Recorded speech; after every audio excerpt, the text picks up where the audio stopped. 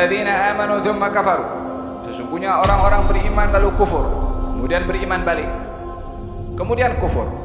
Tsumma zdadu kufran, dan bertambah kekufurannya. Bertambah kekufurannya maksudnya semakin kufur sehingga mati dalam keadaan kufur. Wal iyadu billah, lam yakunillahu liyaghfir lahum. Allah tidak akan ampunkan dosa mereka, wala liyahdiyahum sabila, dan Allah tidak akan memberikan hidayah kepadanya. Bagaimana Allah tak bagi hidayah?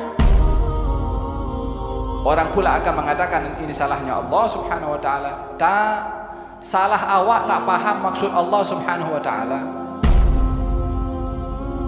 Hidayah ini mempunyai beberapa makna. Yang pertama namanya hidayatul dilalah, yakni bagi direction. Allah Subhanahu wa taala berfirman, "Wa hadainahu an-najdain." Kami Allah beri hidayah kepada manusia dua jalan. Ini Allah yang memberi hidayah, tapi hidayahnya di sini hidayatul dilalah, dibagi tahu saja dua jalan. Ini jalan iman, ini jalan kufur. Pilihan untuk memilih ini terpulang kepada yang diberi hidayah. Macam tadi kalau polis bagi tahu kepada orang itu supaya ambil jalan yang berartu, dia pergi ambil jalan entah pergi ke mana, pergi jalan Diuk, tak sampai pergi ke Kuantan. Bukan salah itu polis itu dibagi tahu directionnya begini. Allah Subhanahu wa taala bagi tahu kepada hamba, wa hadainahun najdain. Kami tunjukkan kepada mereka dua jalan. Ini jalan baik, ini jalan buruk, sudah dibagi tahu oleh Allah Subhanahu wa taala. Allah berfirman tentang kaum Tsamud, fa amma tsamuda fahadainahum fastahabbul ama 'alal huda. Kaum Tsamud kami beri hidayah. Hai Tsamud, ini jalan yang baik, ini jalan yang buruk. Fastahabbul ama.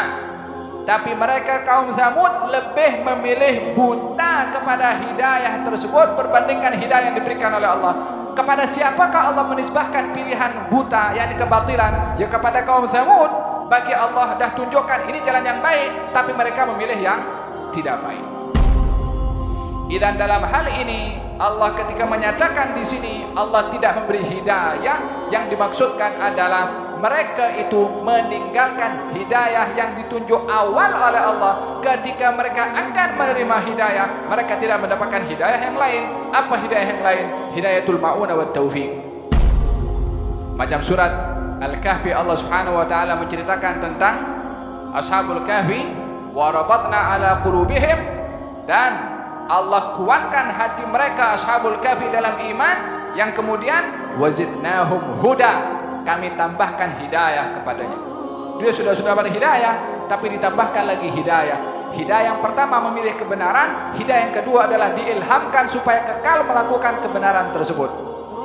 Itu yang kita minta setiap hari, ihdinas siratal mustaqim. Allahumma hdina fi man hadayt, rabbi firli warhamni wajburni warfani warzuqni wa. Itu hidayatul ma'unah, hidayatul taufiq yang kita minta setiap hari. Ini hidayah ghali. Apa itu ghali?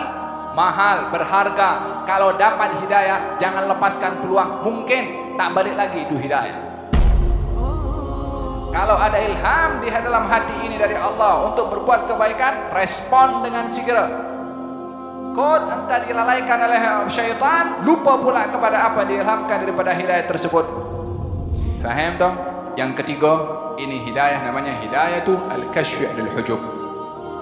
Ini dibuka rahasia oleh Allah kepada orang sudah mendapatkan hidayah yang kedua tadi, hidayah yang lebih agung lagi. Sehingga perkara yang gaib jadi syahadah. Perkara yang tidak nampak seakan-akan nampak.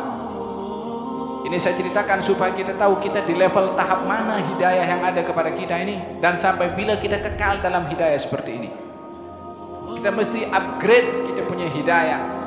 Bukan hanya laptop saja kita upgrade, dia punya sistem apa namanya XP ke wala entah apa, dia punya macam-macam upgrade sekarang. Sikit-sikit keluar iklan upgrade.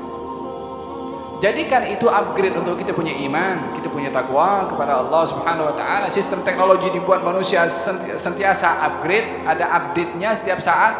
Kita pun juga Anggap saja itu pemberitahuan daripada komputer itu untuk upgrade, teguran daripada komputer untuk kita juga. Macam mana kita nak upgrade kita punya iman, kita punya khusyuk kepada Allah, kita punya ilmu.